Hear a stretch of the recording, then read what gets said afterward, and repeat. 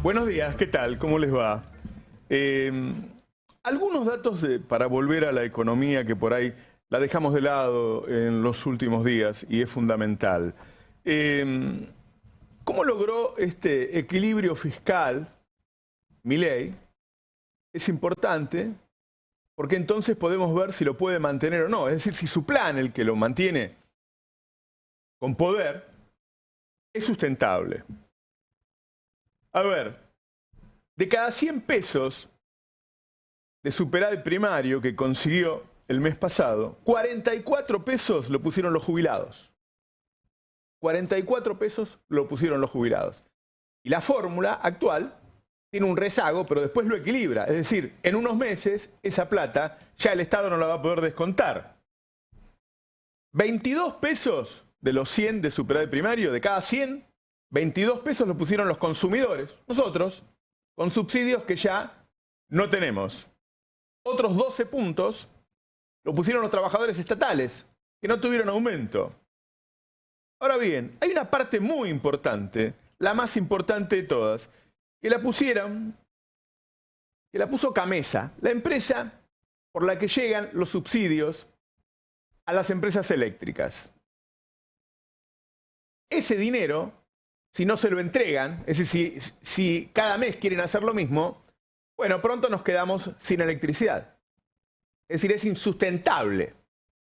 Es decir, el plan que armó Milei para frenar la inflación, para mostrarle a los mercados lo que estaba haciendo, es insustentable.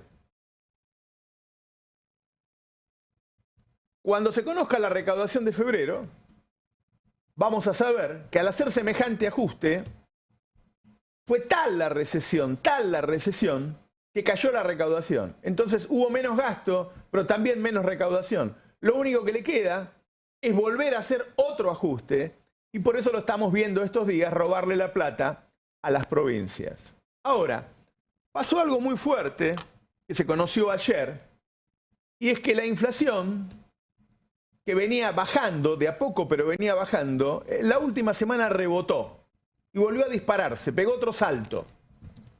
Esto quiere decir que la inflación de febrero va a dar más del 15%, por ahí va a dar 16%, pero no va a dar 12 o 13, como se pensaba, va a dar 15 o 16, y con lo que le queda, que se traslada a marzo, más la suba de los precios regulados por el Estado, la inflación de marzo va a ser igual o más grande. Pongamos que en febrero es del 15 y que en marzo no es más grande, que es del 15. Entonces tuviste, desde que asumió Milei y desde que decidió que el dólar iba a costar 840 pesos, un 25% en diciembre, un 20% en enero, 15% en febrero y 15% en marzo. Eso te da 100. Como es acumulado, te da 100. ¿Qué es lo que está pasando?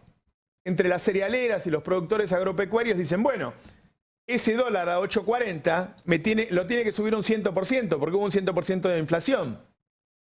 Eso sería un dólar de 1.700. Si no, no liquidamos.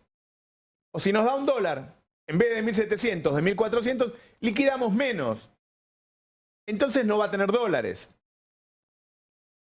Esto se lo dijeron al gobierno y el gobierno les dijo, bueno, lo que vamos a hacer entonces es abrir el cepo y que el precio no lo ponga el Estado, lo ponga el mercado, entonces no nos van a poder echar la culpa a nosotros. Y las cerealeras le dijeron, aunque lo ponga el mercado, les vamos a pedir a ustedes que nos bajen las retenciones, porque con ese precio perdemos plata. No sé si es cierto que pierden plata, lo más seguro es que no. Pero esto es lo que está pasando en el país. Es decir, es muy factible que en 30 días en la calle no estén solo los maestros, los médicos, la gente de la UOM, ahora porque están cerrando empresas metalúrgicas, sino también los productores agropecuarios, cortando las rutas para que les bajen las retenciones. ¿Los reprimirá Patricia Bullrich a los productores agropecuarios? ¿Hará un protocolo contra los ricos o el protocolo es solo para los pobres? El plan económico de Milei es inconsistente. Y en estos meses se está comprobando. Muchos dicen, no, pero ¿no ves que el dólar está bajo? El dólar está bajo por el simple hecho de que todos los que compraban dólares antes ahora venden porque están muertos de hambre. Ahora, el campo no va a decir, ah, bueno, como el dólar está bajo por eso yo me conformo. No, el campo va a decir, a mí me importa un carajo porque está bajo. Yo 1.000 pesos menos el 33% de retención no quiero. Porque ese dólar es mucho más bajo incluso que el que teníamos con Massa. ¿Y se acuerdan que a Massa no le liquidaban? Bueno, lo que se está viniendo en las próximas semanas es el resultado de la inconsistencia del proyecto de Milei. Y esa economía va a ser la que genere un golpe político más fuerte que el que vimos hasta ahora. Buen día, ¿qué tal? ¿Cómo estamos? Buen día, Buen Roberto. día, Buenas. Roberto. ¿Cómo estás? Viste que el problema siempre es cuando se jode la economía de los ricos. Los pobres pueden esperar. Y te agrego algo más. Digo, para ir a un mínimo común denominador, el tema siempre es la plata. Cuando vos bien mencionabas esto, pero también cuando se le empieza a empiojar del todo el Congreso a Milei. Bueno, cuando tenían que ir a discutir los artículos sobre plata. Claro. Las facultades extraordinarias te las aceptamos. Cuando se empiojó fue sobre la plata. Sí. ¿Y cuándo se terminó de pudrir con los gobernadores? Cuando dejó de pasarles plata. O sea, después podemos hablar de la velocidad, de la paciencia, de los cambios sociales, de las redes. Pero en el fondo, la guita termina siendo el condicionante principal de este gobierno y de todos. Y creo que el gran problema de Milei en estos 3 meses no es tanto que haya avanzado por donde nadie más avanzó, que se haya peleado con los que nadie se peleó, sino que hizo todo eso sin plata. Entonces no tiene ese colchón, que es lo que necesitas cuando sos un presidente recién llegado y querés llevarte todo puesto. Sí, si no mejora las condiciones materiales, por supuesto, va a tener problemas con los ricos, con los del medio, con los pobres, con todo el mundo. Ahora, es interesante esto que dice Nico. La Argentina tiene desde hace muchos años un tercio conservador, antiperonista, muy consolidado, que es el que hoy promueve la reforma cultural, ¿cómo lo llaman? Reforma cultural. La batalla cultural. La batalla cultural, reforma cultural sería de otra acepción. Después tenés otro tercio peronista, nacional, popular, progresista, del campo nacional. Y después tenés otro sector, que yo lo llamo el de los Tenenbaums, digamos, el progresismo que está a 20 metros de un choripán, que tiene buenas intenciones, pero no le gusta meter los pies en el barro. Que es el que oscila, el que va, ¿no? El que le otorga mayorías a unos o a otros. Y que está muy apegado a las necesidades materiales. Porque no está holgado, no es rico, es clase media. Tenenbaum. No, los Tenenbaum digo en términos conceptuales, culturales, Entiendo. de referencias, digamos. Para ponerle un nombre, yo qué sé, le pusimos peronista uno, antiperonista otro. Y hay eso que se dio a llamar también Corea del Centro. Es un colectivo político que no es nuevo, que no lo inventa Milei, pero que le sirvió a Milei para llegar al gobierno. Claro. Ahora, es el más agredido. Por esto que vos... Le sirvió a Alberto en su momento. Le sirvió a Alberto, también. le sirvió a Cristina, le sirvió a Néstor. Claro. ¿No? Esto que vos acabas de contar, para no irnos de tu descripción del estado de situación de la economía, es una agresión directa al bolsillo de los sectores medios. Porque es el que menos resto tiene y al mismo tiempo el que labura para darse algún tipo de satisfacción, además de la supervivencia. Y no va a encontrar satisfacción. Solo supervivencia. En el mejor de los casos. Y algunos ni siquiera eso. Bueno, ahí está el talón de Aquiles del programa de Milei. De Milei como sujeto político. Y está toda la otra discusión de la que venimos hablando, de si se puede sostener un proyecto político sin el sujeto político Bueno, que lo es que ahí hay que un lo llevó al problema. Vos sabés que tanto Puyaro como el Yaillora, nunca me sale el nombre. Yaillora, dicen que cuando critican a Milei crecen. Ahora, cuando asumió Milei, ellos estaban cerca porque era una fiesta su lugar. Santa Fe, Córdoba, con el dólar a 8.40, en ese momento estaba contento. Entonces yo lo hablé y te decían, bueno, la verdad es que, yo digo, pero no son solo los dueños del campo. No, eso acá alrededor, la cosa se mueve. Claro. Ahora ellos se encuentran con que les paga a ellos, les viene bien en su electorado hablar mal de Milei. Y cada día que pase y se vaya deteriorando el tipo de cambio de los productores agropecuarios, que ustedes saben que hay una simetría tan grande entre los grandes productores agropecuarios, que son un 3% más o menos, y el resto, que ese 97 se cae mucho antes que el 3 grande. Bueno, entonces eso hace que Milei pierda el centro. Por eso vemos esas marchas El multitudinarias. centro político y el centro del país. El centro del país. El centro, Donde claro. Macri todavía sigue siendo una figura Le genera un política problema relevante. geográfico. Claro. Y ahí en el centro del país Macri sigue siendo una figura política relevante. Ahí es el lugar donde Macri todavía tiene votos. ¿Viste cómo? Bueno, Cristina sabe que tiene votos en la provincia de Buenos Aires. Claro.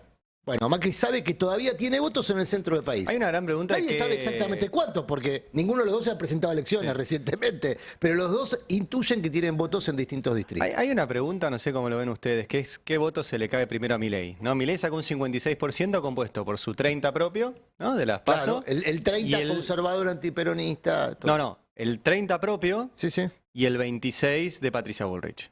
Pero para mí ese hacerlo- 26 es este tercio que te digo que va y viene, que puede ir para cualquier lado. El 26 de Patricia Bullrich. Para mí el 26 de Bullrich Sí, es porque es el un más 26 gorila. que ahora viene pasando la mala hace 10 años. Yo- Son sectores medios... Para no, mí- sé, no sé si tiene un componente Yo coincido más ideológico, con ¿eh? esto, creo que va a decir Nico, que es Pero, que bueno. de ese 56 se le va a caer primero el que confió.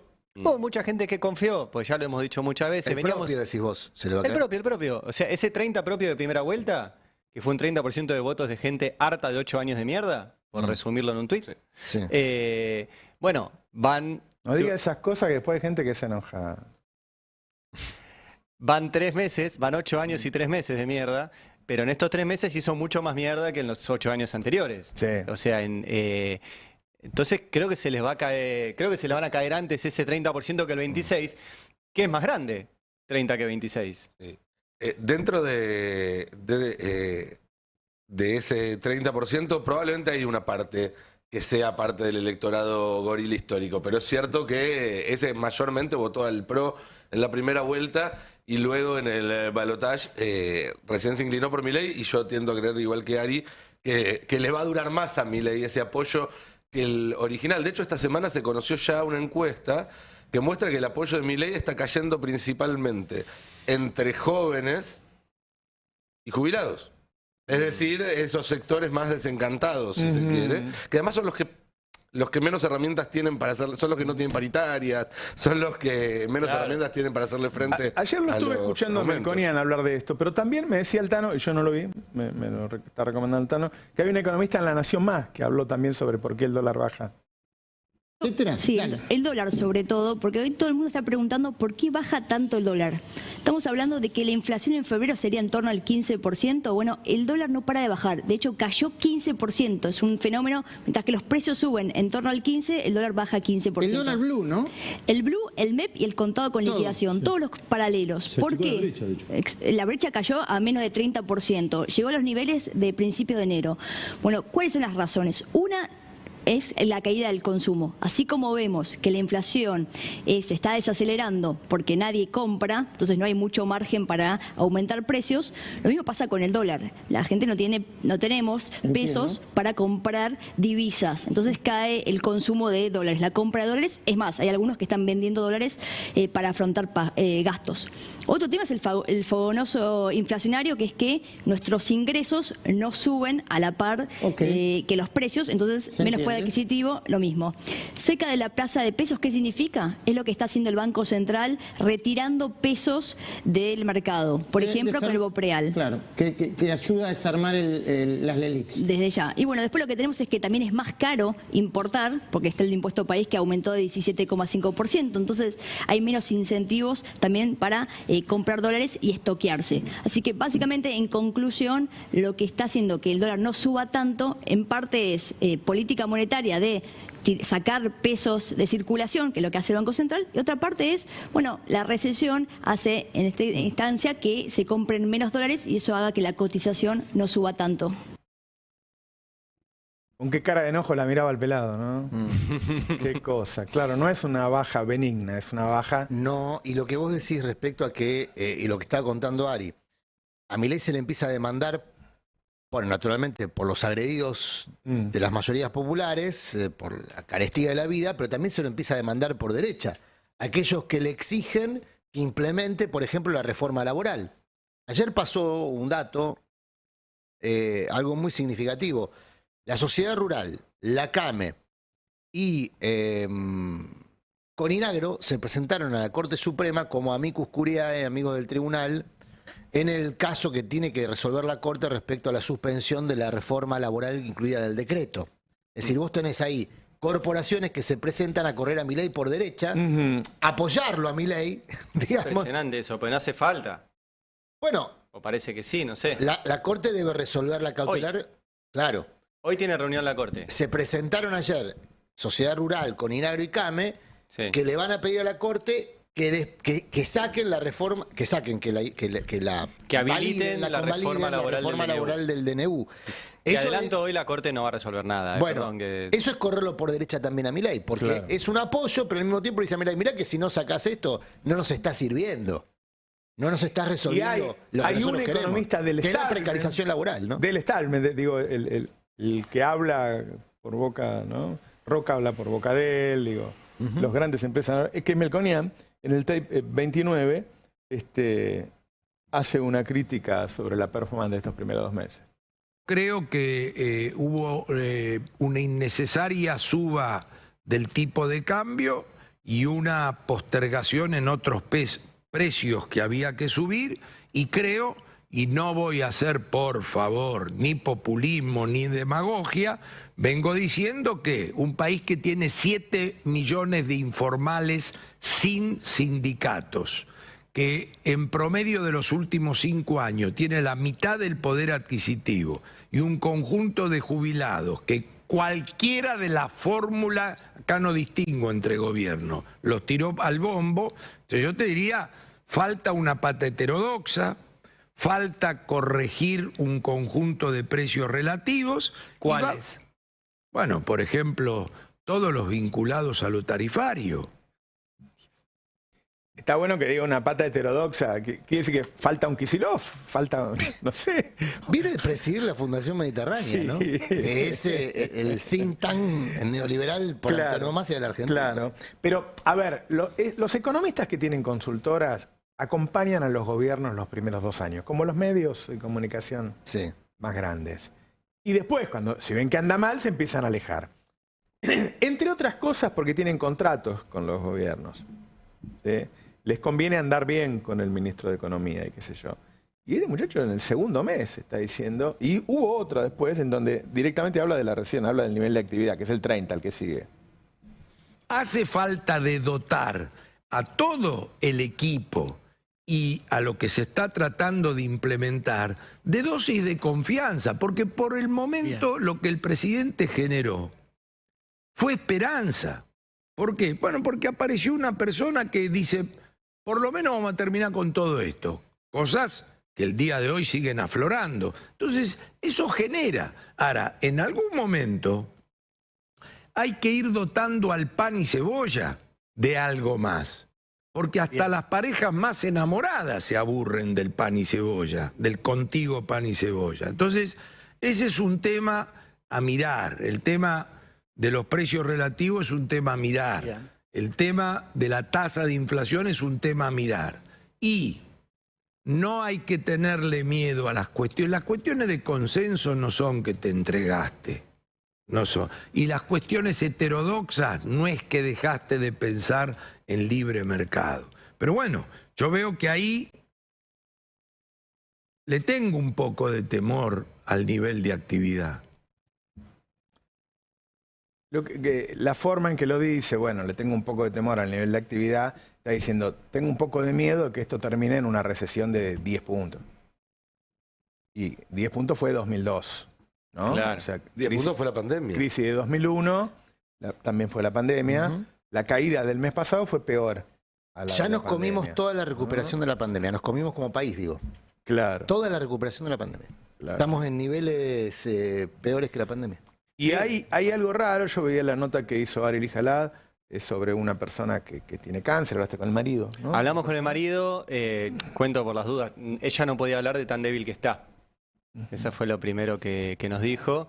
Y es una mujer que tenía que recibir un tratamiento para un tumor de la Dirección de Asistencia Directa de Situaciones Especiales. El tratamiento vale $17.000 mensuales.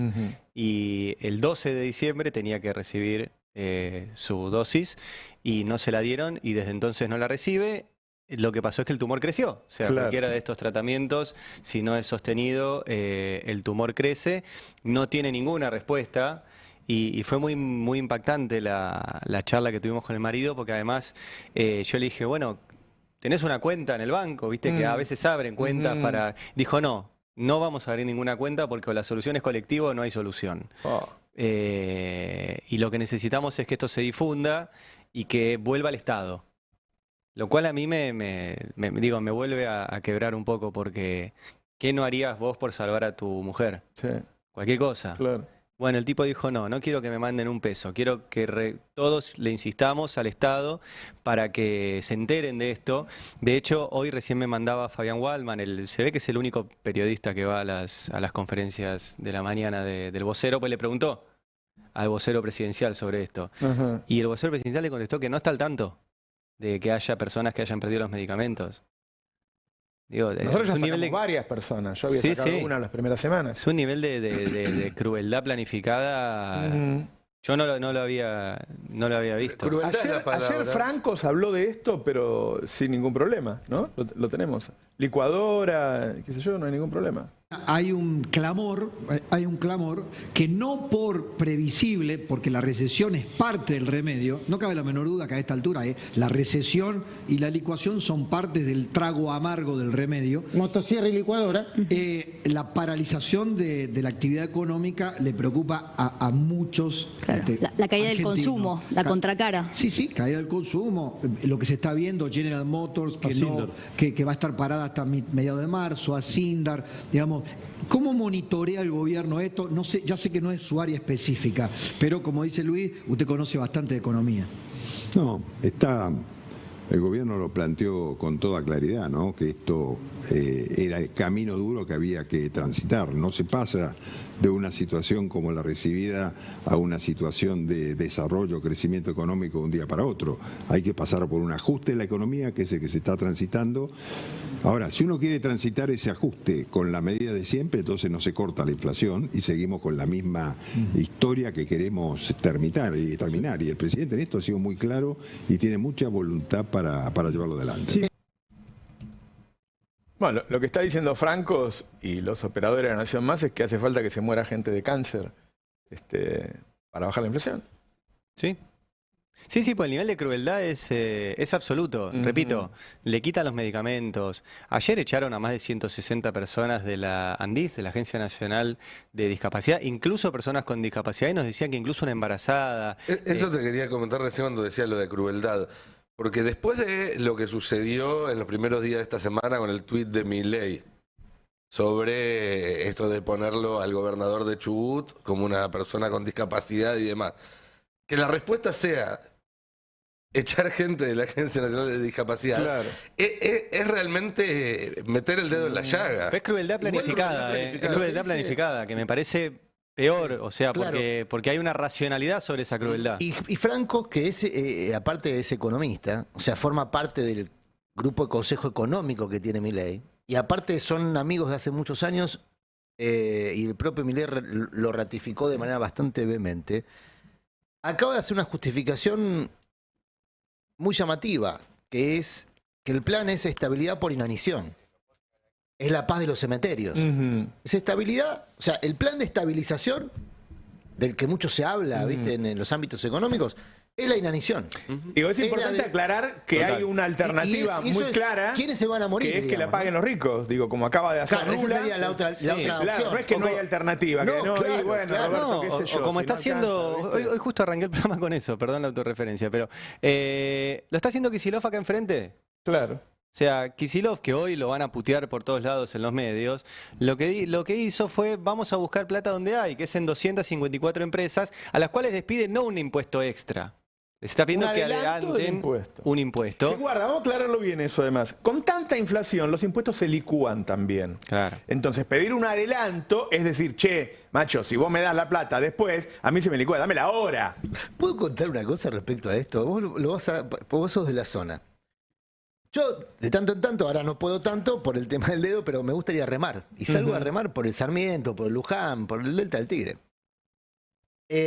Hay un brazo del Sarmiento que los domingos a la tarde se llena, pero se llena literal. Es una peatonal de botes. Sí. De botes de lujo. Sí. El otro día pasó un dron y alguien lo identificó como un dron de Arba.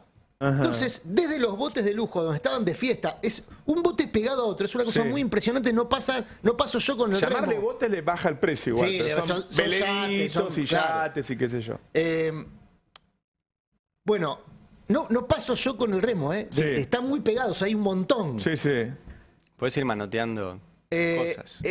Bueno, podrías porque no se enterarían, ya tipo Claro. 5 o 6 de la tarde no se enterarían que me agarro algo. Ok. Pero digo, le empiezan a tirar cosas al dron de Arba. No. No, le Claro, empiezan a tirar para que botellas para que el dron no lo filme. Claro, y no les cobra impuestos. Sí, claro, yo decía, la vocación por la evasión de esta gente, digamos, Claro. que los convierte en barra brava de la evasión. Sí, y a mí Claro. Son esta barra brava de la situación... evasión. Y son ricos todos. Claro. Un bote de esos cuesta, un bote, otra vez, un yate, un Cuesta velero. más que los autos. Cuesta más que los mucho autos. más que una- Casi como una casa cuesta. Y están pegaditos, hay un montón.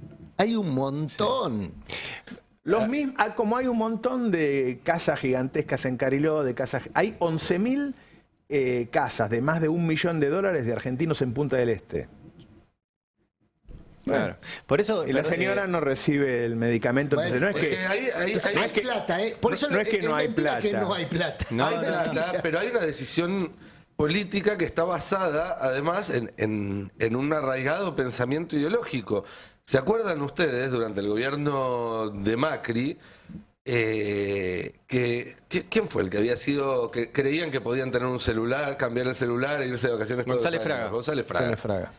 Bueno, esto es llevar al extremo esa lógica. Creían que podían tener salud, creían que podían comer, claro, creían que podían tener un techo, pero en realidad el mercado, que es la fuerza divina en la que cree Milei, y Caputo, Caputo no sé si cree en algo, creo que más bien le conviene porque se mueve como pez en el agua, determina que esa gente no puede tener salud, no puede tener comida, puede tener vivienda. Hay un pequeño obstáculo en eso. La Constitución Nacional. Porque la Constitución, es cierto, no garantiza que puedas tener un celular. Habría que ver si se escribiera hoy en día. Claro. Pero sí debe garantizar la salud. La Constitución debe que presentó Quintela garantiza que tengas derecho a la wifi, el derecho a las Comunicaciones. telecomunicaciones. En esto de la crueldad planificada que venimos mencionando, ya tenemos, porque efectivamente le preguntaron al vocero presidencial, algo que es público, ¿sí? Nosotros hicimos una entrevista ayer, Roberto, vos hiciste varias, Adrián lo escuché también con este tema, las hemos publicado, salieron en otras radios, no es que tenemos el monopolio de este tema, es público. Bueno, le preguntó... No hay forma de no saber qué está ocurriendo. No. No. No, porque Salvo están... por negación, ¿no? Bueno, hay escuche, gente que es negadora. le preguntó el colega Fabián Wallman al vocero presidencial Manuel Adorni. Entonces, si no querés que te repregunte sobre lo anterior. No, y te voy a contestar lo mismo. Bueno, hay un modus operandi del gobierno nacional con respecto a las investigaciones, que es primero detener cualquier tipo de articulación o actividad o de alguna manera algún beneficio para la sociedad que está teniendo, para pararlo y después investigarlo. Esto ha sucedido con los comedores escolares o barriales, lo propio con los medicamentos crónicos para chicos que los están recibiendo. Primero deciden una investigación, lo paran y después vuelven a empezar. No es atacar a esos beneficiarios, en definitiva, el hecho de que les suspendan los tratamientos con medicamentos o dejen de entregarles los alimentos, y no debería ser al revés, primero investigar y ir retirando a los que efectivamente hacen negociado con esto. Gracias. Y así se hace. hay denuncias de Bueno, pero perjudicados. No, por supuesto, las denuncias que se investiguen, por supuesto. No, denuncias que no están recibiendo medicamentos. Tanto temas comedores, como incluso creo que algún compañero tuyo en las conferencias me ha preguntado con respecto a los medicamentos, que había alguna denuncia, creo que de algún menor o de los padres. Varios menores, te cuento. La verdad que no estoy al tanto de los avances judiciales o de la cantidad de causas. No, denuncias en el Congreso. Pero bueno, está bien que se investiguen, pero no, lo que decís es no solo que no es así, sino que puntualmente los casos que comentaste, los comedores nunca dejaron de tener asistencia, excepto los que no cumplían con los requisitos. El 85% fueron. No era el 85%, era un número alto, pero no importa, así fuesen el 99%. Si no cumplen con los requisitos, ¿por qué le vamos a tener que dar recursos de la gente que aporta con sus impuestos dinero debido o gracias al fruto de su trabajo? Lo que me estás planteando no tiene sentido. Digo, no importa el porcentaje que sea irregular, lo que importa es detectar que sea irregular y no dilapidar recursos públicos. O sea que los comedores que efectivamente dicen que no reciben es mentira. Y el señor con el que hablamos ayer es mentira. Su mujer tiene un tumor que está avanzando y no pasó eso. Claro. Es un caso, repito, hay un montón y vamos a ir contando. Mañana vamos a sacar otra persona. Pero ya no es... yo vuelvo con esta idea de la crueldad planificada porque ellos saben que están haciendo esto. Lo saben. Y yo no lo recuerdo. Me acuerdo de Macri, que era un tipo cruel Macri también, porque no le importaba lo que pasaba. Pero no cortó los comedores. Solo comparable a la dictadura, nivel de crueldad. Macri cortó las pensiones para personas con discapacidad y fue tal el quilombo que las tuvo que volver a poner. ¿Se acuerdan? La dictadura llega con más plafón que el que tiene la sociedad hoy, ¿no? La sociedad no estaba empobrecida cuando llegó la dictadura. La crueldad, a mí no me gusta banalizar los genocidios, pero la crueldad, la miseria planificada, que es un término que se acuña en dictadura. Acuña Walsh, ¿no? Está en la carta de Walsh. Está en la carta de Walsh. Miseria planificada. La miseria planificada es un concepto que se acuña en aquel gobierno cruel. Crueldad que incluía el genocidio, pero que no era excluyente. El genocidio era una parte de la era una parte instrumental, además. O sea, no era el objetivo. No es casual, creo que vos lo tenías como informe también, Nico, que en su momento, en los tribunales donde se juzgan a los genocidas, se celebrara el triunfo de Milei y que hoy veamos el porqué de esa celebración. Sí. Ahora, es la liberación masiva de genocidas. Ahora en un rato vamos a eso, pero acaba de tuitear Milei. Y yo te pregunto a vos que entendés más de economía que yo, Roberto, leámoslo juntos y veamos, en función de lo que charlábamos ayer de la dolarización. Milei acaba de poner dólar e inflación. La inflación es siempre y en todo lugar un fenómeno monetario que surge de un exceso de oferta de dinero que hace que el poder adquisitivo de la moneda caiga y con ello todos los precios expresados en unidades de moneda local suban. El dólar, al ser un activo financiero y por ende ajustar más rápido que los bienes, se anticipa de los precios, no es que causa la suba de precios.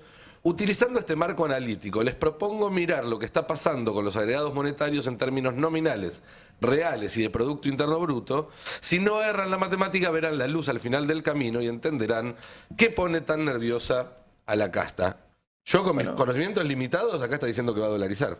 Pero, sí, no tiene con qué dolarizar, pero es una estupidez porque vos seguís todo el devenir del gobierno de Macri. Es muy fácil verlo en el gobierno de Macri y verlo en el gobierno de Alberto, cuando subía el dólar y los precios iban atrás del dólar. Y le ha subido el dólar a Macri, aún con un montón de reservas.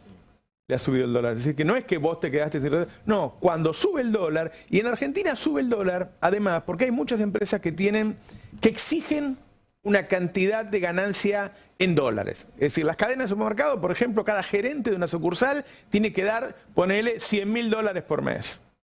¿Sí? Así Indar, los gerentes de esas empresas que son monopólicas, tienen como objetivo una ganancia en dólares. Entonces es un problema mucho más profundo y cuando sube el dólar se va atrás la inflación. Yo considero que hay otras razones, no solo esa, pero es una locura decir que es solo la monetaria. Mirá, el tema, la verdad es que él para dolarizar tendría que conseguir los dólares, qué sé yo, hoy no los tiene. O licuar muchísimo malo. O hacer un corralito. O hacer un corralito que es el... Sí, usar los dólares de los depositarios.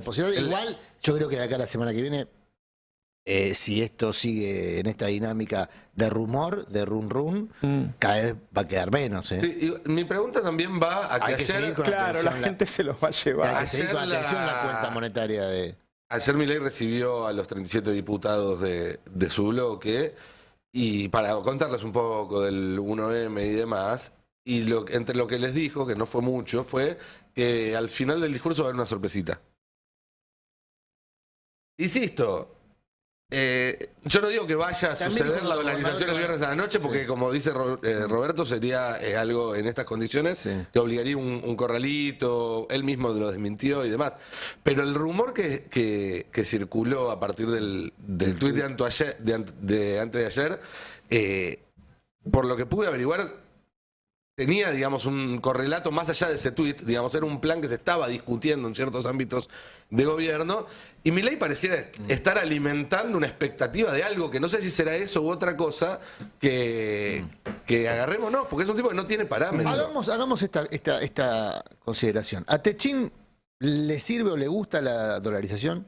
No. ¿A Arcor le sirve o le gusta la dolarización? Recién lo escuchábamos a Melconian. Al fondo tampoco. No, al fondo no. Al Fondo Monetario no le gusta. Al campo tampoco. Al campo no le gusta. Entonces, no tiene entre los suyos, Milei, olvídate de la población, del electorado, puesto menor, diría Manieto, ¿no? Entre los suyos, entre sus sponsors, no hay plafón para la dolarización. Lo que sí hay, y es lo que viene pregonando Melconian, es por un esquema de convalidación bimonetaria, de una economía bimonetaria que no es la competencia de monedas de la que habla Milei, es otra cosa. Es algo parecido a lo que conocemos, o lo que conocimos, en el periodo virtuoso de superávits, por ejemplo, donde vos podías tener una parte de la economía dolarizada, porque casi todo lo que consumimos en Argentina y se produce en Argentina tiene un componente dolarizado, esa demanda de dólares era cubierta en parte por el colchón que había provocado la devaluación, en parte por los superávit que había alimentado el gobierno de Néstor Kirchner. Ahí tenés un periodo, si querés, donde la economía bimonetaria se transformó en un elemento virtuoso para las mayorías y para las minorías. Para las mayorías populares, que fueron recomponiendo su nivel de ingreso, y para las minorías, para las élites, digamos. Duró poco. Crisis del 2008, ya sabemos lo que pasó, ¿no? Crisis del 2008, después vino la crisis de Lehman Brothers, bla, bla, bla, bla, bla. Terminamos 2012, 2013, por eso yo hablo de una década perdida, no de 8 años, porque ya los últimos años fueron muy difíciles, muy difíciles. Por restricción externa en ese caso. Por restricción externa, claro. Al contrario de lo que dice Milei, claro. Claro, al contrario de lo que dice Milei, por restricción externa. Claro. Entonces, las empresas que exportan, pero tienen producción y mano de obra en Argentina, no quieren una dolarización. No les sirve. No les sirve. Sí, no tiene los factores de poder para hacerlo. Vos decías recién, o sea, la dictadura hace lo que hace, asesina a 30.000 personas para llevar a cabo su plan económico. Claro. Hoy, en otro nivel, las acciones mafiosas son para llevar a cabo un plan económico. El apriete, las denuncias, la difamación, las injurias sobre Grabois el otro día son para disciplinar a Grabois y al resto de las organizaciones sociales, a las que están corriendo del escenario. Y la gente lo festeja porque no entiende que cuando salgan las organizaciones sociales entran los narcos de ese lugar. Las han demonizado tanto que ya está, no hace falta discutir más, el algoritmo ya te convenció y no sos capaz de dudar. Después de eso apretaron a la CGT. Vos se les hizo saber que tenía cosas sobre ellos, que los había espiado y que no hicieran otro paro nacional. Ayer, Majul, que actúa como un soldadito mafioso, qué sé yo, o sea, es un vocero de Milei que lee lo que le pone Milei en el celular y cualquier gesto indigno, mafioso. ¿No? Qué indigno. Qué indigno, ¿no? Estamos en un piso de indignidad muy importante en Argentina. Estamos viviendo un momento muy indigno en general. Terrible, lo que está pasando ahí con esos operadores. Son mafiosos. Y ayer apretaron a Quintela, ¿no? Amenazándolo con que le van a intervenir la provincia. Voy a dar una información exclusiva. En la cabeza del presidente, eventualmente, si lo tiene que hacer, ya hay un interventor de La Rioja con nombre y apellido. Voy de nuevo. En la cabeza del presidente, cuidado que están los micrófonos abiertos, hay un interventor de La Rioja con nombre y apellido. Bueno, él dice siempre exclusivo, es obvio, es como Adorni tiene exclusivo, qué sé yo, si él es el vocero del presidente siempre va a ser exclusivo. Ahora, ustedes saben que para eso tiene que pasar por el Congreso con una mayoría especial. Es decir, salvo que vos inaugures la dictadura, a partir de ahora no podés intervenir. Ahora, ¿es una amenaza para Quintela solo? ¿O una vez que se carga una provincia se las carga todas? Es decir, constantemente está amenazando con que va a tomar el poder absoluto.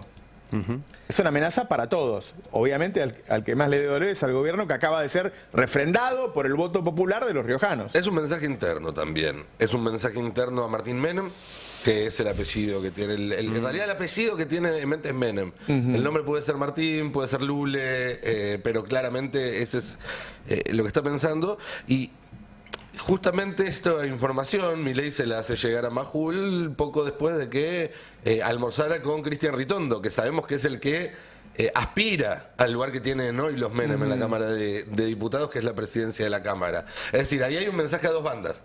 A los gobernadores, diciendo, miren que yo no voy a detenerme por lo que diga la Constitución, que es lo que establece que tienen que pasar por el Congreso, las intervenciones federales, pero también hacia adentro, como jugando ahí en eso de si te saco de acá, te pongo acá, esos enroques que a veces se hacen más en escenarios que en la realidad, porque como no va a haber intervención, si lo corres a Menem de la Cámara de Diputados no lo vas a poder poner de interventor en La Rioja, vas a tener que buscarle otro lugar o que se enoje con vos, con todo lo que implica.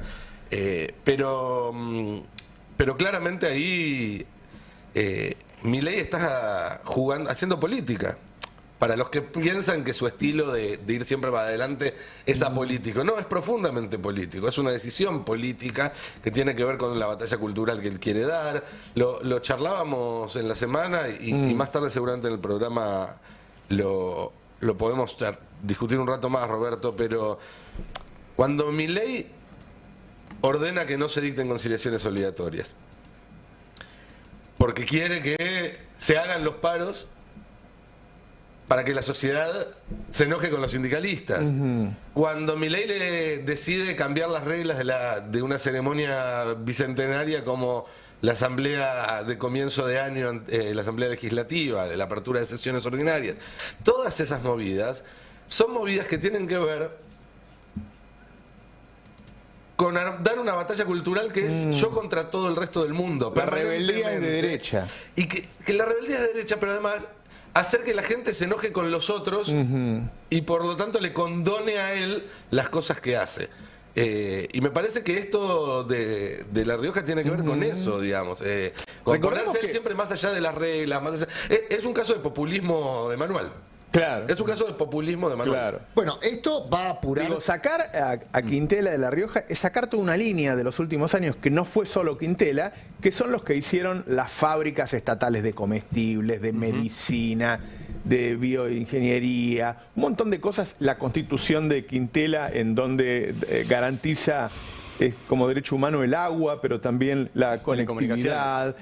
Una cosa, digo, un ejemplo que ojalá todo el país fuera así, y lo ataca. Y yo creo que de la misma manera va a ir yendo por Kicillof. La frase del Papa de ayer es una forma de arropar, no a Quintela en particular, sino a esas políticas que están en la mira del gobierno central. Está bueno. Porque hay una simultaneidad, ¿no? O sea, ayer mismo el Papa dijo dos cosas que son muy disruptivas para el intelecto de Milei. Habló de justicia social y habló de rol del Estado. ¿Lo quieren escuchar? Sabemos que vivimos épocas de tanta injusticia, casi digo de intensa injusticia. Pocos ricos, cada vez más poderosos, y millones de pobres negados y descartados. No hay futuro, no hay desarrollo, no hay justicia ni democracia en un mundo en donde millones de niños comen diariamente solamente los desechos de aquellos que sí consumen. Los derechos sociales no son gratuitos. La riqueza para sostenerlos está disponible, pero requiere de decisiones políticas adecuadas, racionales, equitativas. El Estado, hoy más importante que nunca, está llamado a ejercer ese papel central de redistribución y justicia social. Las normas, queridos jueces, ya han sido dictadas, rigen. El problema es su vigencia efectiva, su concreción. Y ahí empieza vuestro rol. El dios mercado, la diosa ganancia, son falsas deidades que nos conducen a la deshumanización y a la destrucción del planeta. La historia lo ha demostrado en muchas y muy tristes oportunidades. Esta frase, este concepto del Papa ocurre en simultáneo a tres circunstancias. El ataque sobre Quintela, que ha desplegado al Estado para cubrir necesidades básicas de su población. Sería el mejor ejemplo de esta necesidad que dice el Papa. El fallo de la Corte, que se espera... A ver, hoy va a haber una reunión de la Corte, pero viene anticipando Ari que no va a resolver nada, pero se espera que pueda ser un parteagua en la relación del Ejecutivo con el establishment, dependiendo de lo que resuelva la Corte.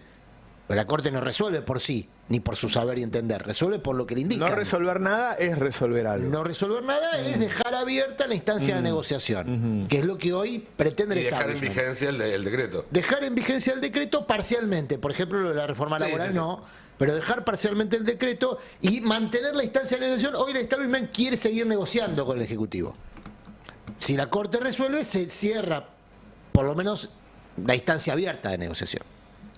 Bueno, segundo, por eso esta frase está dicha a un grupo de abogados argentinos. O sea, los interlocutores... Ahora que él, en esta parte no lo dijo, pero habla de la legitimidad del gobierno. Dice que un gobierno tiene que ser, no sé si lo tienen, búsquenlo, tiene que ser legítimo por la elección, pero también legítimo por cómo gobierna. Eso lo dice más adelante.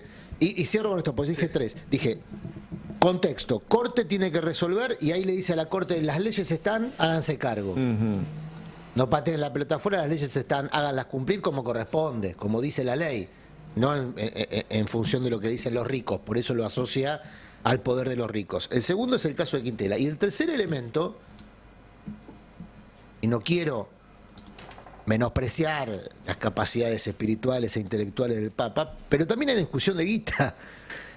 Milei le prometió al Papa Francisco que iba a haber un voucher para las escuelas privadas y no la hay. Y no está llegando muchas de esas escuelas son católicas. El 80% de la provincia de Buenos Aires son confesionales. Claro. O sea, las escuelas privadas, las escuelas privadas. Entonces, hay también una discusión de guita. Che, escuchame, te tuve una hora al cuarto acá, te escuché toda la locura que me dijiste. me prometiste que iba a haber una guita para sostener toda esa estructura, que es una estructura muy importante para la iglesia. Claro. Porque la misión pastoral también se despliega. Desde luego. Se despliega la niñez. Claro. Entonces, no me está soltando la guita, no me está soltando la guita para los comedores. Claro. La gente está cada vez más desamparada. Me crece la competencia, que son las iglesias evangélicas que tienen más guita naturalmente que nosotros. Y también... O sea, que hay tres elementos que explican esta cosa. No, y el cuarto.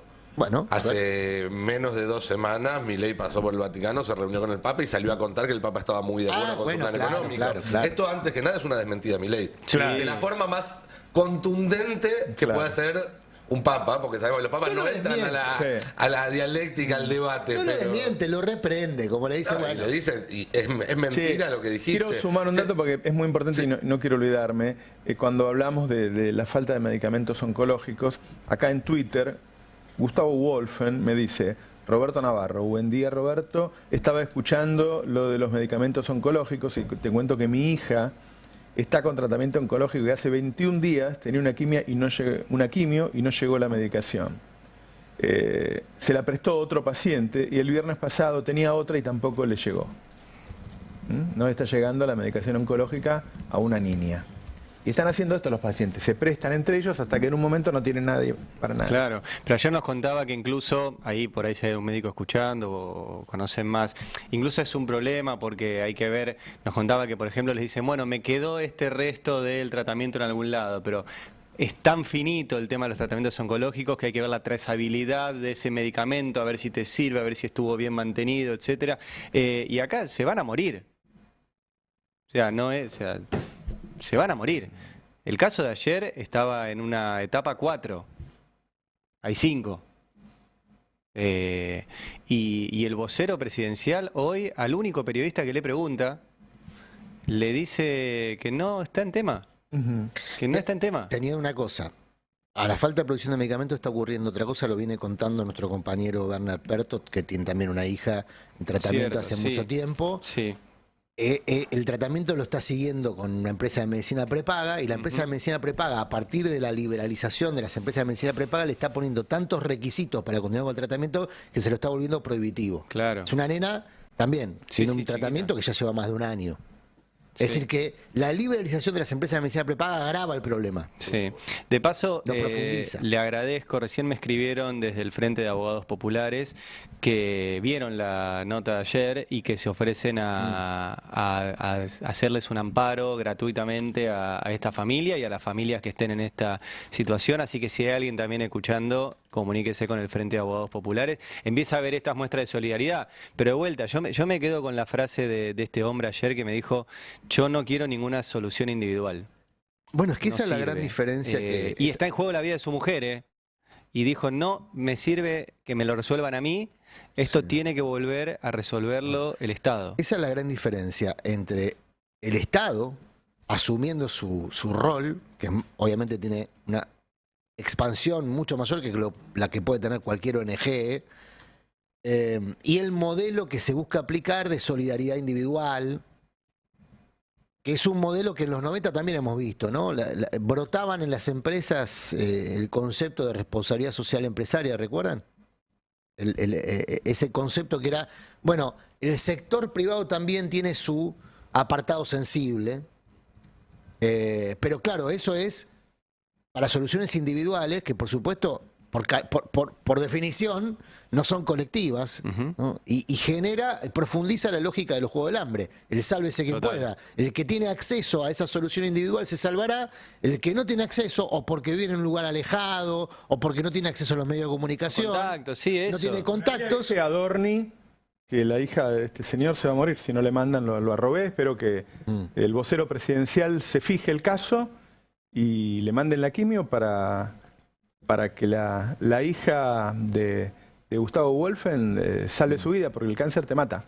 El cáncer te mata. Digo, como Adorni dijo hace un rato que él no sabía, que no le está llegando medicamentos, ahí lo arrobamos y supongo que se va a enterar de que hay gente que está muriendo, muchos niños, de quimio, porque ustedes le sacaron los medicamentos. Hay cosas para hacer. ¿Ves que Kicillof le cobró un impuesto a los ricos para satisfacer las necesidades, en algunos casos muy apremiantes, de los que menos tienen? Hay alternativa, no es cierto que hay alternativa, y no se caguen más de risa. Y no se caguen más de risa del hambre y de la muerte de la gente. Porque los gobiernos terminan, los gobiernos terminan. Incluso los más crueles. Sí, y hablando de gobiernos crueles, hablando de intervenciones, vos decías, es algo que quiere hacer una dictadura, necesita el Congreso para intervenir. Bueno, no es una figura retórica, la dictadura intervino provincias justamente y puso militares como interventores gobernadores. Uno de ellos, bueno, muchos de ellos, en su rol como interventores gobernadores, ordenaron o cometieron delitos de lesa humanidad y fueron condenados por ellos. Uno de ellos, Horacio Losito. Horacio Losito, un excombatiente de Malvinas, parte del ejército. En Malvinas fue compañero del padre de Victoria Villarroel, con 2 condenas por delitos de lesa humanidad cometidos durante su intervención de la provincia de Corrientes, y una también por haber participado en la masacre de Margarita Belén. Fue liberado el 18 de diciembre del año pasado, una semana después de que comience este gobierno, para aclarar por si a algunos se le confunden los calendarios. Y en virtud de su nueva situación de hombre libre, fue a visitar a su hijo, que reviste en un regimiento del ejército. Fue recibido con honores. Alguien subió el video a las redes sociales, porque si no nos hubiéramos enterado. Lo borró a las pocas horas, pero por suerte siempre hay alguien que recupera Eso podemos verlo ahora y después les cuento un poco más del trasfondo. Y escuchémoslo con atención. Historia, sí. Veamos y escuchemos porque el que va a hablar no es Losito, ¿eh? Escúchenlo.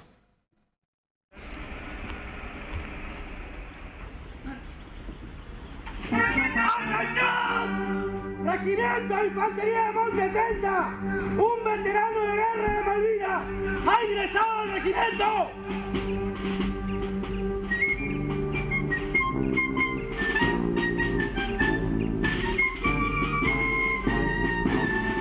Guía coronel, corrijo coronel, sargento Levante Medina, por favor, toque una campana para que todo el regimiento se entere que usted ha ingresado al mismo.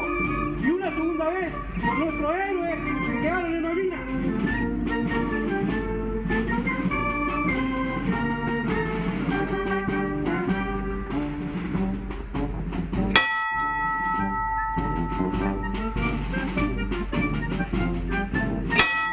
¡Viva la patria! ¡Viva! Qué impresionante. En la imagen se lo ve al Osito tocando la campana. Yo cuando les decía que escuchen con atención, el que lo recibe con honores es un sargento joven de ellos que muchos, incluso con muy buena voluntad, aseguran, como no formaron parte de la dictadura, no van a abrazar las ideas de la dictadura. Lamento verificar que eso no es verdad. Digamos, y además que todo depende de lo que se imponga desde la superioridad civil. Sí. Si la superioridad civil convalida las ideas de la dictadura, No sé si todos, no sé cuán mayoritario es. Para no entrar en una discusión bizantina, no todos los soldados que formaron parte del proceso genocida estaban de acuerdo con el genocidio, pero lo aplicaron. Podemos No volver estamos igual hablando al de video un acuerdos, segundo, estamos porque hablando de una estructura vertical. hay bastante información más allá de lo que se percibe a simple vista. Esto que ya es bastante terrible. En principio, este es el Regimiento de Infantería de Monte 30, donde se hace el recibimiento, fue a visitar a su hijo. La música que escuchamos, la marcha militar que escuchamos, no es un detalle menor.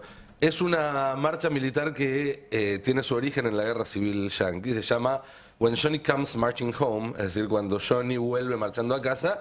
Y es una marcha militar que se le dedicaba a los justamente militares que volvían de una batalla. Los 19 años de prisión que pasó Losito es considerada por estos militares como una batalla que dio. ¿Sí? Fue un preso político o un prisionero de guerra. Margarita Belén, por ejemplo, fue una batalla. Claro. Bueno, eso desde ya, pero el estar ellos perciben a sus militares que están presos como son prisioneros de guerra. Esa es la interpretación que uno hace de esa melodía. Por eso digo y lo otro que es interesante, para concluir, es quién tuiteó esto. ¿Por qué nos enteramos que esto se tuiteó? Bueno, esto lo tuiteó y luego lo borró Agustino Reilly. Agustino Reilly fue durante mucho tiempo el número 2 de Arcor. Era el que le hacía, digamos, toda la parte de comunicación a Pagano.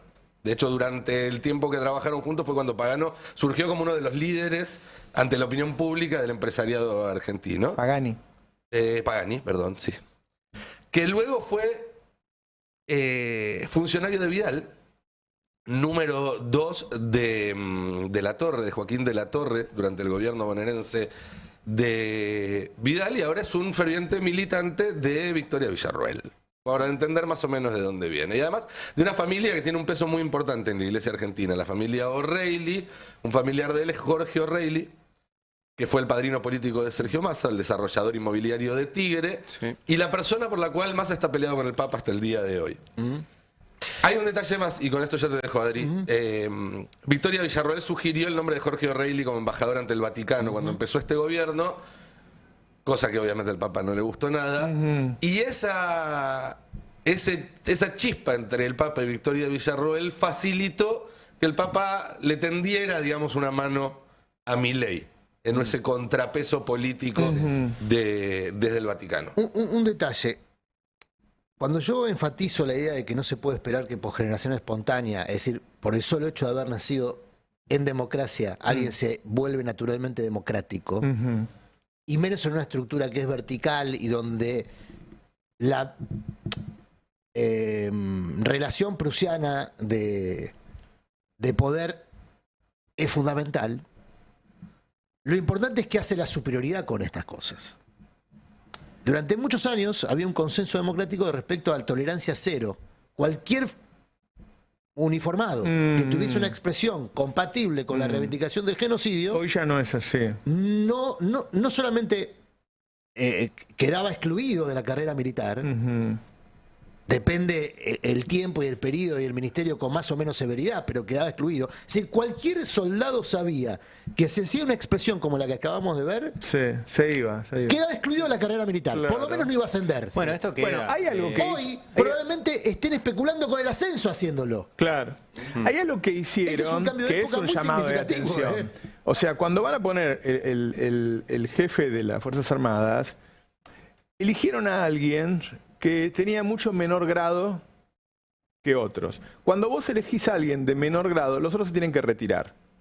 No puede haber alguien de menor grado dándole órdenes. Se retiraron. 22 se retiraron. ¿Sí? Buscaron a alguien de tan abajo. ¿Por qué eligieron ese y se cargaron? Hay que cargarse a 22 generales. ¿Sí? Fueron a buscar a un general de brigada, por ejemplo, para cargarse a 22 de división, a los capos, a los que llegaron.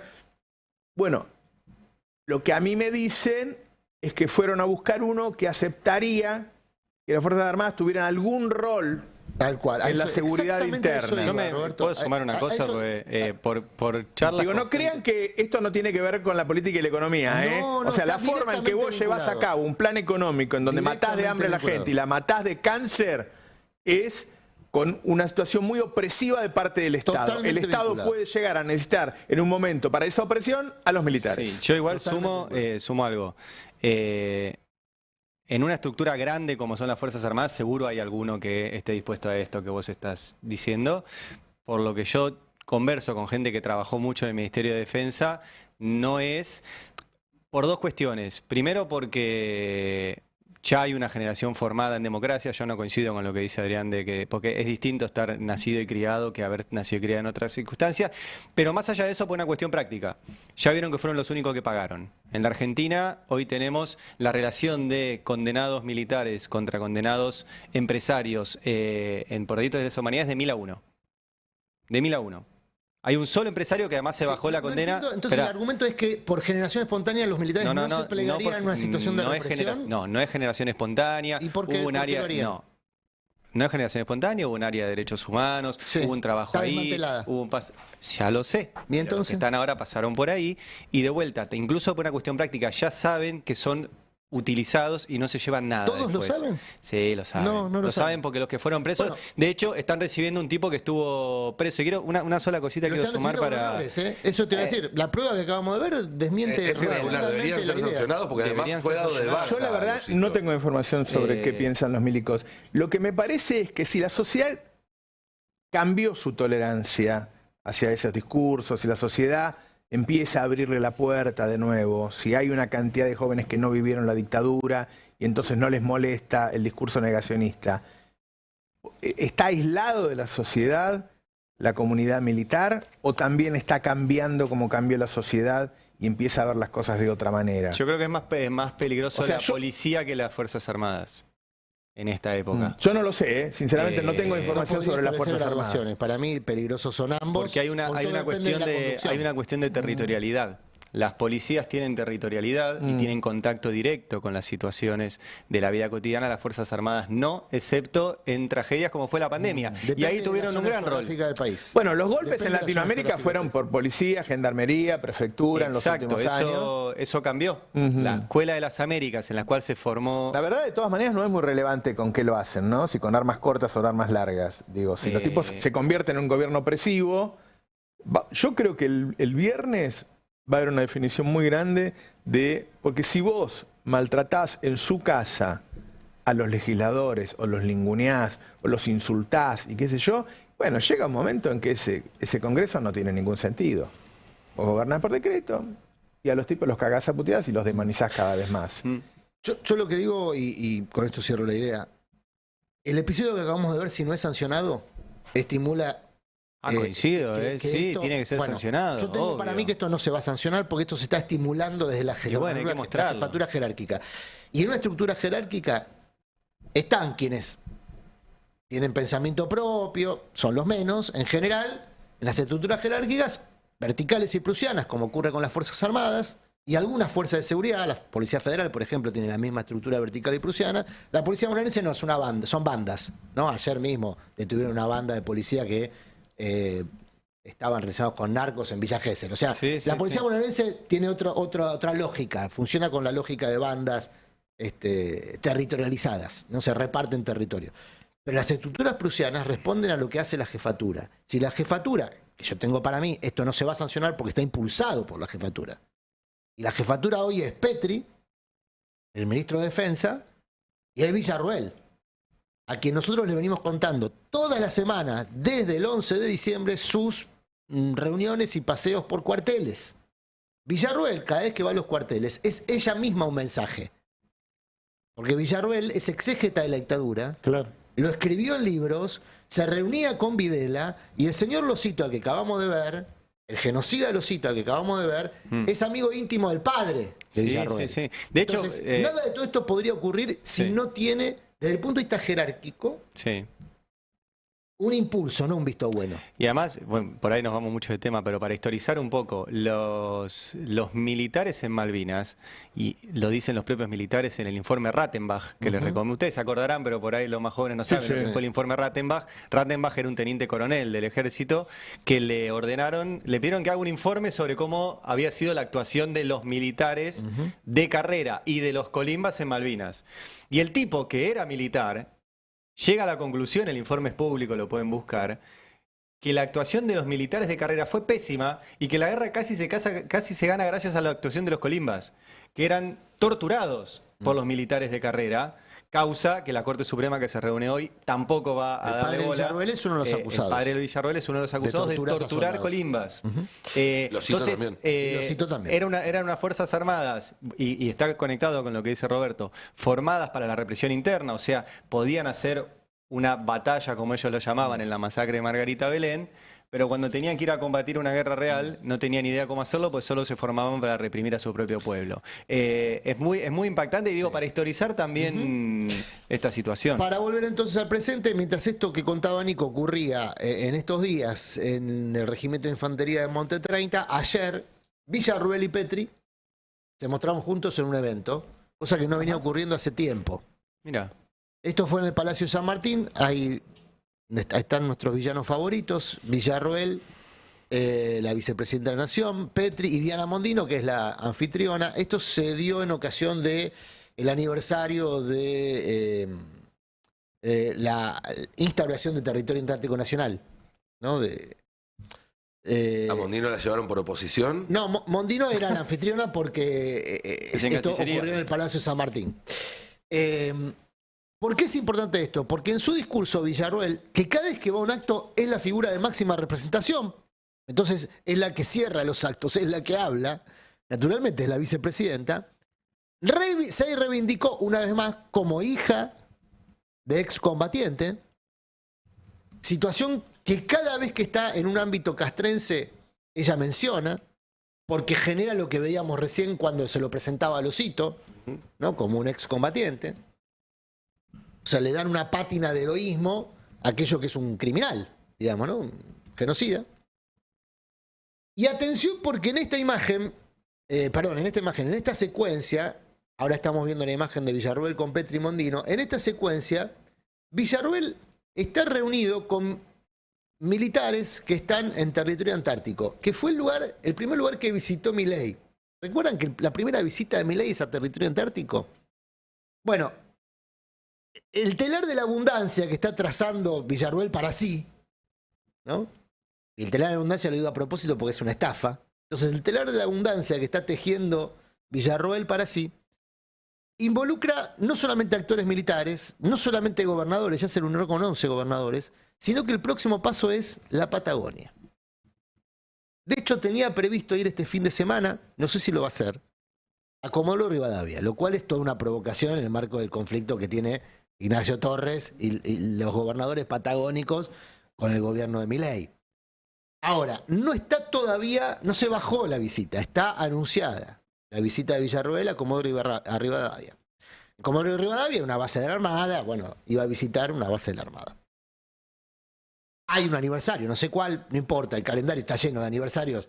Hay aniversarios todos los fines de semana, hay actos posibles todos los fines de semana. Ahora, ¿qué es lo que va a ocurrir en la Patagonia la próxima semana? Vaya o no vaya a Villarroel este fin de semana. Se va a presentar la empresa de energía pluriprovincial que nosotros anunciamos acá. Ajá. Ya tiene nombre. ¿Cómo se llama? Patagonia Energía S.A. Ojo con el detalle S.A., ¿eh? Porque las sociedades comerciales, claro, tienen fines y opciones distintas. ¿El control de las provincias mayoritario? Pues YPF también es un SA. Por eso, pero ojo con el detalle de que sea S.A. Sí. Y no sociedad del Estado, porque ya hay sociedades del Estado provinciales que son sociedades de energía. Esto va a ser, y va a ser Energía Patagonia. ¿Por qué? Porque no va a ser solamente una empresa de hidrocarburos. Claro, no. De eólico. Tenés eólico, tenés gas. Y en 60 días vencen las concesiones de la hidroeléctrica, que ya vencieron, pero fueron prorrogadas por el actual gobierno. Hidroeléctricas que son muy relevantes para la provisión de energía en la Argentina. Por ejemplo, las que están en Chubut. Es decir que el 7 de marzo, esa es la fecha que a mí me dieron, se reúne el Congreso Patagónico o el Parlamento Patagónico con representantes de los parlamentos de las provincias patagónicas, y el 7 de marzo se presenta Energía Patagonia S.A.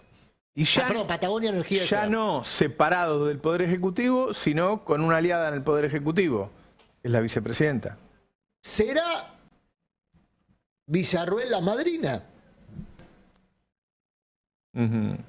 No por Villarroel, sino en esta alianza táctica que están teniendo con Mauricio Macri. Claramente. No quería terminar sin mostrar lo que está ocurriendo. Es decir, todos los días hay paro de algún sector porque los trabajadores perdieron un cuarto de su poder adquisitivo en 2 meses. Una cosa, un récord, nunca vimos una cosa así. Y la verdad es que no tienen muchas expectativas de recuperarlo. El trabajador, ¿qué hace? Bueno, la única herramienta que tiene, que es retirar su fuerza de trabajo. Esa es la huelga, retirar tu fuerza de trabajo. Una sociedad entre el capital y el trabajador. El trabajador necesita el capital necesita el trabajador. Si el capital sin trabajadores no puede ganar guita. Pasa lo mismo en las empresas del Estado, pasa lo mismo en todo. O sea, el trabajador es imprescindible. Si vos te haces el distraído y crees que no es imprescindible, el trabajador te lo hace notar haciéndote un paro. Hubo luchas de décadas para lograr ese derecho a huelga, que es un derecho. Bueno, la fuerza de tareas del gobierno, así como la dictadura tenía una fuerza de tareas, el gobierno tiene una fuerza de tareas, que son estos mafiosos que están en televisión. Están desacreditando, ya hicieron muchos años, hay mucha gente que odia a los sindicalistas porque los periodistas le dijeron que tenían que odiarlos. Están desacreditando ahora, en estos días, estos paros que se están haciendo para defender el flaco bolsillo de los trabajadores que no pueden pagar la salud de sus hijos, no pueden pagar la educación, están desesperados, qué sé yo. Están haciendo en el número 24, en este caso, Johnny Viale. A ver, ponelo.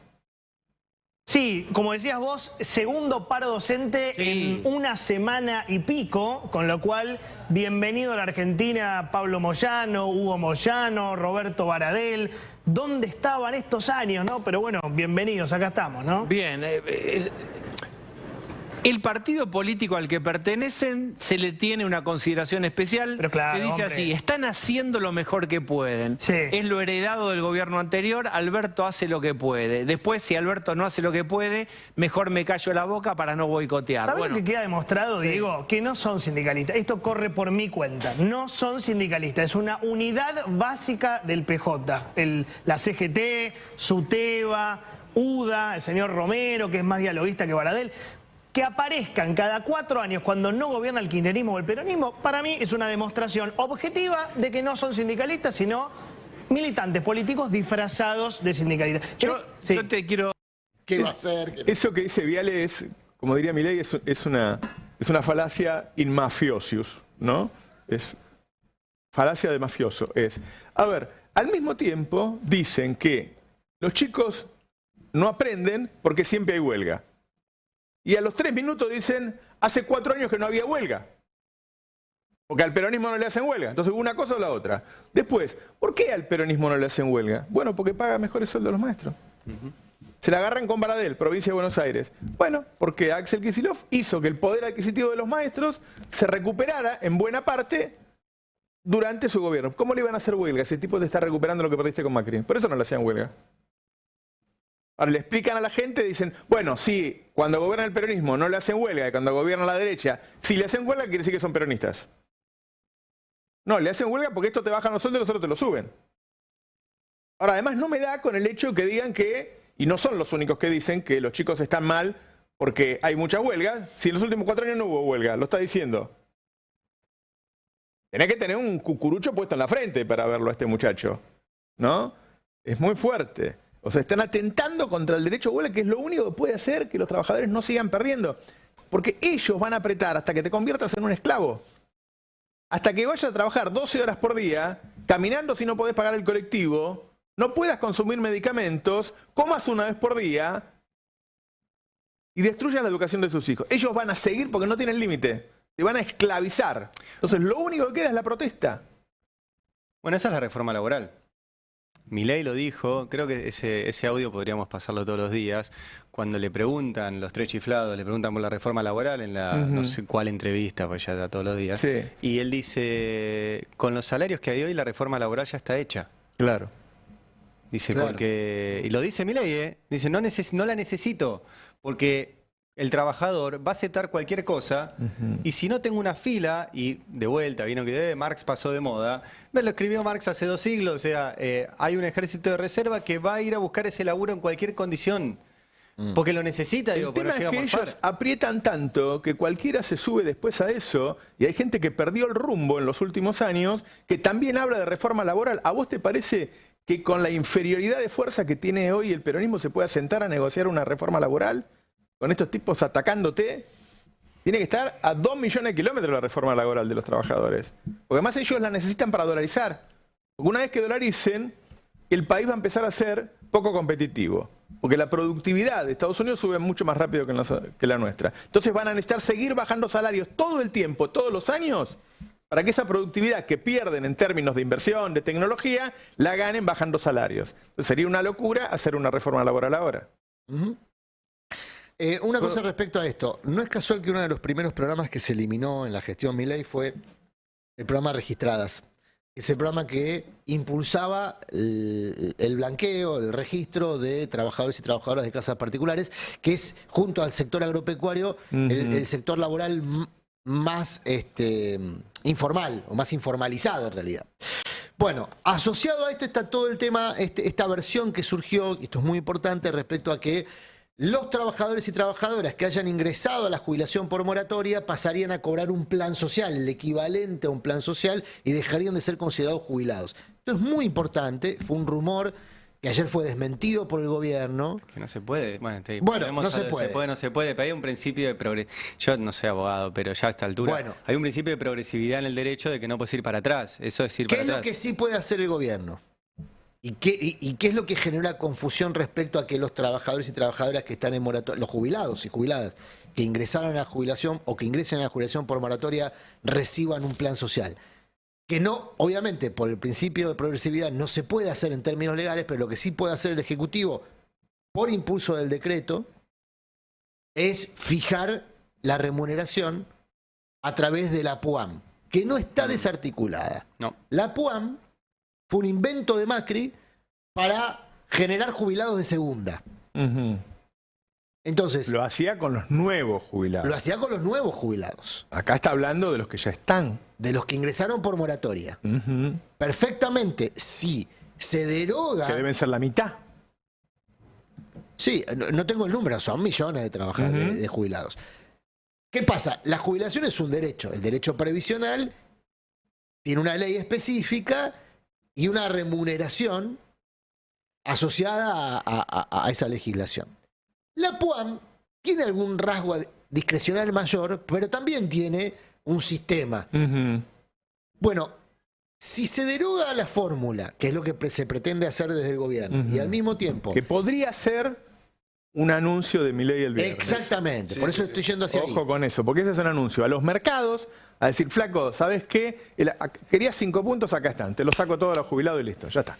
Y el no gobierno discutamos más. discrecionaliza la actualización o no de las jubilaciones, la actualización o no, por eso es discrecional, esa es la virtud Claro, en términos también fiscales. puedes no actualizar, planchar, Por congelar. eso, virtud entre comillas, de que, en términos fiscales, ¿no? Para el gobierno del ajuste, devolverlo discrecional es que no puede no ajustar nada, y al mismo tiempo puede crear partidas específicas, volver sobre la idea de las jubilaciones de segunda.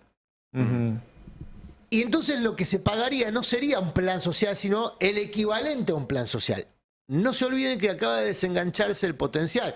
Después se eliminó el potencial. Pero los planes sociales se desengancharon de una actualización automática en relación al salario básico. Políticamente, yo diría, inviable. Bueno, estamos viendo muchas cosas políticamente inviables. Pero tengo que marcarlo. No puedo dejar de marcar que, digamos, que una cosa así no podría pasar por ley, tendría que hacerse por decreto. Macri ya generó un colectivo de jubilados de segunda. Hay en los medios apoyando, digo, en el tape 7, hay en los medios apoyando que no se abran universidades, la Universidad de las Madres, el programa de las madres, demonizando hasta las universidades. A ver. El curro más conocido, del que más hemos hablado a lo largo de todo el kirchnerismo, los derechos humanos, malversaron la bandera, mancharon los pañuelos blancos, cooptaron las organizaciones de derechos humanos, las convirtieron en tuertas, solo los derechos humanos que les convenía al kirchnerismo, se olvidaron de la universalidad, lo usaron como un ariete para atacar a los que no piensan igual, para perseguir periodistas, para montar escenas fascistas en Plaza de Mayo, escupir a los opositores, todo en nombre de los derechos humanos. Las universidades, ahí me acaban de pasar las universidades kirchneristas, cuando se abra en serio todo lo que las universidades kirchneristas, sí, digo kirchneristas, porque al amparo de una... ¿Cómo no va a ser una causa noble crear una universidad? Dice, bueno, esta ha sido la táctica de siempre. Y no le estoy hablando del pasado, le estoy hablando del pasado que, visto en el presente, se nos impone como la razón de la quiebra de este país. Pero no solamente la quiebra económica, la quiebra moral. Atención con esto, porque Rossi, que es empleado de Milei, está justificando no solo que no se abran esas 5 universidades, sino el congelamiento del presupuesto de todas las universidades del país. Sí, me imagino lo kirchnerista que debe ser la Universidad Río Tercero. Claro, como se imaginarán ustedes, la mayor parte del gasto de una universidad son los salarios de los profesores, que ya eran bajos el año pasado. No hace falta irse a Río Tercero para encontrar una universidad recontra kirchnerista. La UBA es recontra mega kirchnerista. Claro. No te imaginás. Tan kirchnerista que está llena de radicales. Sí, sí. Che, tengo una cosita para el estribo. Porque ayer se confirmó la gira por Sudamérica de Eric Clapton. Vamos. Ustedes me dirán... Yo quiero ir. Mirá, me encanta. A mí no me gusta tanto Eric Clapton, pero menos los precios que le pusieron. ¿Sí? No. Campo Central, 298.000 pesos, 300.000 pesos básicamente. Campo Lateral, 290.000 pesos. Platea preferencial, 290.000 pesos. Campo Medio, 270.000 pesos. ¿Pero son $300 la entrada más cara? Es más caro de lo que cobra Clapton en Europa. Bueno, ahí voy. Ese es el punto y por eso lo traje este flyer y no para hablar de blues. Yo hablé con un amigo que está en el negocio de los espectáculos internacionales. Sí. Que no le mangué entradas porque no organiza pero conoce el paño y le digo, que conseguir. Che, ¿no son un poco caras las entradas? Y me dice, mirá, Clapton, después de tocar en Argentina, toca en Brasil, tiene fechas en Curitiba, San Pablo y Río de Janeiro, donde la entrada más cara está en $950, que son 160.000 pesos. Es decir, la mitad que acá. Le pregunté, ¿y entonces cómo se explica esto? Y que todo el mundo descuenta que de acá a septiembre va a haber otra devaluación. ¿De cuánto? Bueno, del 100%, si las entradas están al doble. Por eso traje esto, que los que estén organizando, los que están planificando, porque este es un recital, pero esto corre también para el que tiene una fábrica y tiene que planificar una inversión, para el que tiene... Si todos dan por sentado que de acá a septiembre Esto se vende hoy. va a haber una devaluación del 100%, luego va a haber una devaluación del 100%. Y esa es una pésima noticia para Milei, Porque básicamente nosotros Para venimos todos, contando, es para una- todos, sí, por supuesto. sí. Pero básicamente venimos contando que Milei tiene dos caminos por delante: que llegue plata o devaluar. Si todo el mundo descuenta de que va a haber una devaluación, es que todo el mundo descuenta que no va a llegar la Él plata. tiene hoy una tablita que todos los jugadores quieren que dure lo más posible. La tablita es: yo voy a devaluar solo 2%, así que podés poner un plazo fijo a 10% y te ganás un 8 en dólares y te ganás un 100% en dólares anual. Bueno, tiene fecha de caducidad eso, obviamente. Mientras tanto, destruye la economía. Destruye la economía. Y no podemos ir a ver a Clapton. Bueno, yo creo que si te parás ahí, pues esto es en la cancha de Vélez, ¿no? Esto es en la cancha de Vélez. Entonces en Vélez. Si te parás ahí en la puerta Yo fui a el los día del River. recital, va a haber tanto espacio disponible con estos precios que te van a dejar pasar. Sí. Y no vas a ir Clapton a tocar. Mirá que voy, Todo el campo central. Yo iba a la cancha, antes te dejaban entrar al segundo mirá que voy a la tiempo. puerta, no voy a pagar Antes te eso. dejaban entrar al segundo tiempo de los partidos. Y eso Si vos sigue no tenías pasando. guita, Voy a te dejar a los ponías ahí. bices de Clapton. Yo durante muchos Ya no, años, creo que no. muchos años entré a conciertos así, esperando que arranque. Muchos años. Uy, Morán, qué Bueno. fuerte. Y bueno, vamos. El 20 vamos. Gran recital, Clapton. No, yo te voy a decir, lo vi 2 veces. No me parece el mejor show que se pudo haber. Ah, bueno. Un poquito. Le falta un Es poquito verdad, de eso es calor verdad. escénico. Yo quería que viniera Paul McCartney y pregunté el año pasado. Acá dicen por el tema de la. el otro día vi un video con los dos juntos. McCartney y Clapton. Sí, pero de ahora, ¿eh? Sí, están haciendo. No, pero McCartney tiene un show tremendo. McCartney no viene a la Argentina porque no le dejan sacar los dólares, así que dice que no viene. No, pero tiene un show tremendo. Está hablando de música, yo en política no me meto. Pero. A McCartney, vamos a empezar por ahí. McCartney es el número 1 por lejos de todos los que puedan Yo llegar a quiero nombrar decirle, ahora. de esta generación, para mí el mejor show lo hizo David Gilmour cuando vino acá a. ¿Cómo se llama? Al campo de polo, al hipódromo de San Isidro. Extraordinario show. Porque es un guitarrista con una puesta en escénica extraordinaria. Clapton le falta esa parte. No, a Clapton no le Lo gusta. escénico le Le falta. faltaba A mí criticar déjame a Clapton a Murano, nada más. A mí déjame nada los más, ya stones. está, A mí déjame los Me stones. compré, Listo. mi primera guitarra fue una Stratocaster por Clapton. No la aprendí a tocar como Clapton. Y ahora no puedo tocar, ¿te das cuenta?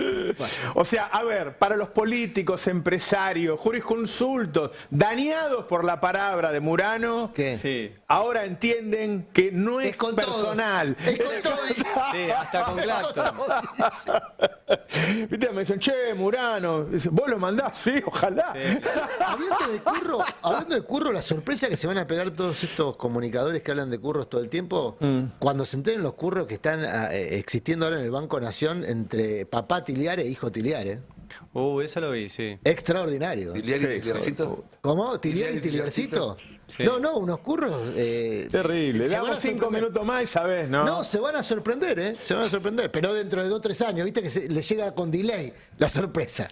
A Un Majul curro no a Majul justifica lo otro más igual, importante le llega en el mismo momento. Lo otro le llega con delay. Sí, un curro no ¿Se justifica acuerdan de otro, Viale claro que el esto. último día que se iba Macri hizo la lista de las cosas que había hecho mal Macri? Sí. Impresionante, impresionante. ¿Qué pensará la gente que lo había visto durante los 4 años cuando decía eso? Dice, qué valiente, lo dice. Lo dice mientras el otro estaba haciendo la valija para irse de Olivo. Qué fuerte. Acá me recomienda un abogado que aclare que curro en la acepción de negocio. No de currelo en la acepción hispánica, currelo de, Claro, de negocio. conseguí un curro. No estamos adjudicándole Conseguí un curro. ningún La chamba, ningún delito como a dicen nadie. ahora no. los La pobres chamba entre papá latinoamericanos. e hijo Tiliar y Tiliarcito. Llegó Raúl en la Timerman. Nación. En Nación. Sí, ahí está. Bueno, vamos Adiós. a tener una charla de las que estamos teniendo últimamente con Raúl Timerman. Chao, hasta luego. Chau.